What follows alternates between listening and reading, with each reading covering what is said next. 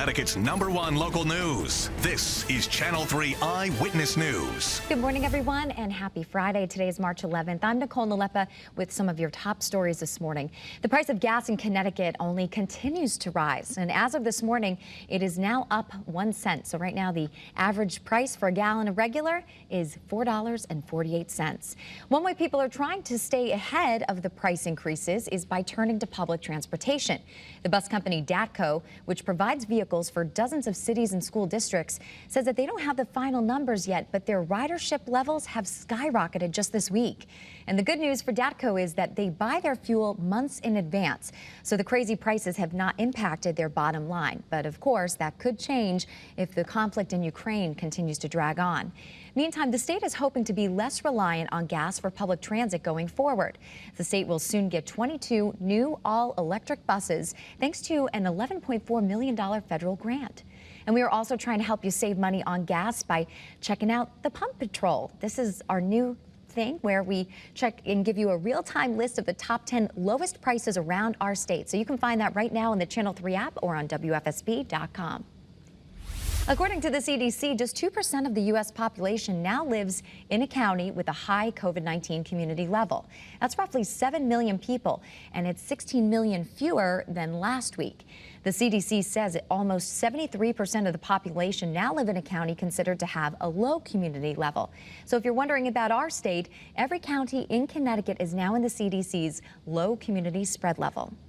The state's positivity rate, by the way, in our state for COVID now stands at 1.79%. And we also know that there are currently 155 people in the hospital with the virus. That is up 7 from 1 week ago. And on this day 2 years ago, March 11th, 2020, the World Health Organization officially declared the coronavirus a pandemic. Since the Omicron surge around the holidays, COVID-19 cases have been declining and mask mandates are being lifted. But what have we learned and what could be coming next? Everybody wants to know whether there is another variant coming. And I'll tell you what, I don't know. But I will tell you that I never bet against natural selection. We shouldn't be assuming that the virus is done with us. We should be maintaining our ability to test. We should be enhancing our ability to produce new vaccines if and when they are needed. We should be redoubling our efforts to get shots into the arms of those who need them most. Nearly 80 million people have been infected here in the U.S., and more than 950,000 people have died in our country over these last 2 years. Worldwide, there have been over 6 million deaths. All right, we've got some rocky weather on the way for tomorrow. Not so much today, although we are starting off with a pretty good amount of fog in parts of southeast Connecticut this morning. Hi, everybody. Good morning. Let's take you out. Our Doppler scans to stay dry, but visibility problems. Yep, look at Groton, a quarter of a mile there. Let me show you the proof in the pudding here. This is New London. Good luck trying to find anything there. I mean, it's a really tough eye cam as we take a look at some of that fog. And you know, the temperature below the freezing mark, so just a little cause for concern. There could be some slick spots as the fog freezes on contact. All right, let's talk about tomorrow. Tomorrow, initially mild. So the temperatures are going to be very mild in the 40s. They peak early, though, those temperatures, and then they start dropping through the day as cold air wraps in, and rain, heavy at times, with the wind intensifying, changes over to snow. Yep, that rain switches over to snow. Temperatures gusting in excess, winds gusting in excess of 40 miles an hour. And then tomorrow evening, the snow ends just after sunset. And then we have to worry about the wind chills for Saturday night and Sunday. It's going to get brutal around here. All right, now there are winter storms. Nothing in effect here in Connecticut at this hour. I'll pass that along to you if it does become in effect. But a winter storm warning in effect the further north and west you go. So just be careful if you have travel plans up into the Berkshires and other parts of New York and Pennsylvania. Not looking great. Snow will come down. Hartford, good morning to you. Things are looking good there. A little bit of fog in Middletown draped across the Connecticut River. Storrs, you've got good visibility in Storrs.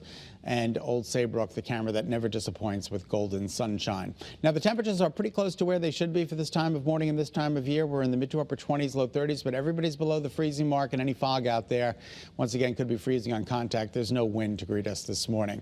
Temperatures today top out close to 50 to 51 degrees under partly sunny skies, and then more of the same for the immediate shoreline. Temperatures a little bit, like a degree or two cooler for the shoreline, but again, not a big deal. Satellite and radar confirms not a lot going on right now. The storm system is way down in the Gulf of Mexico, but it'll be making its way towards us throughout the day today, and it'll be here by tomorrow morning, and that is according to early morning futurecast. Tomorrow's weather today.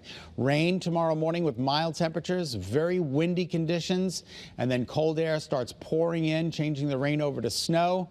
Not good for tomorrow afternoon and tomorrow evening. The DOT will be out there manning the roads and getting them ready because it's going to get a little tough around here.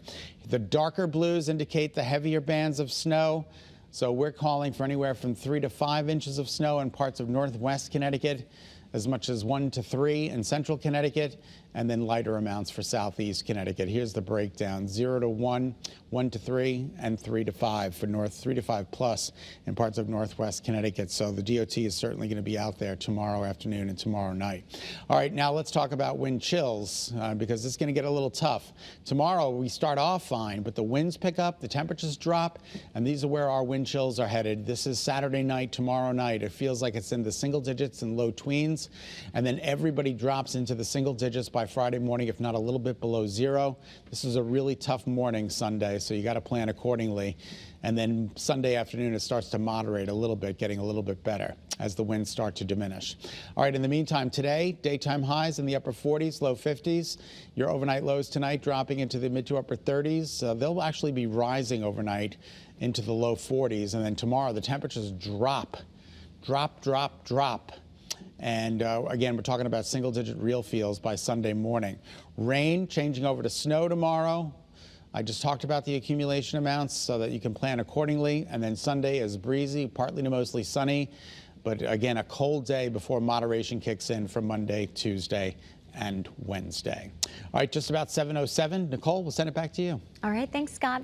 We have an update now on the donations which you provided to Ukrainian refugees through our 3 Cares program. It was a special event that we had on Monday, and we know that those donations will be reaching their destinations in Poland tomorrow. So again, this 3 Cares event that was held Monday in both Hartford and New Haven collected so many items. Thank you so much for everything that you donated. All of those items were driven to New Jersey yesterday by a local driver who is originally from Ukraine. He donated his time, he paid for his gas, and he used his own truck to haul all of the items for us.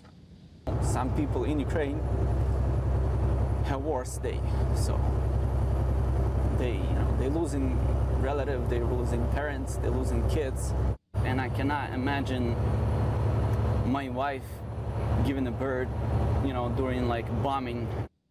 Dimitro told us that his brother and his other family members are still trapped inside Ukraine.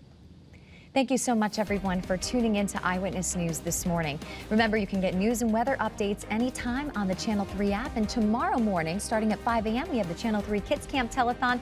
We're trying to raise some money so we can send kids to camp. So we hope to see you then. Have a great day. Be healthy, stay positive, and enjoy your weekend.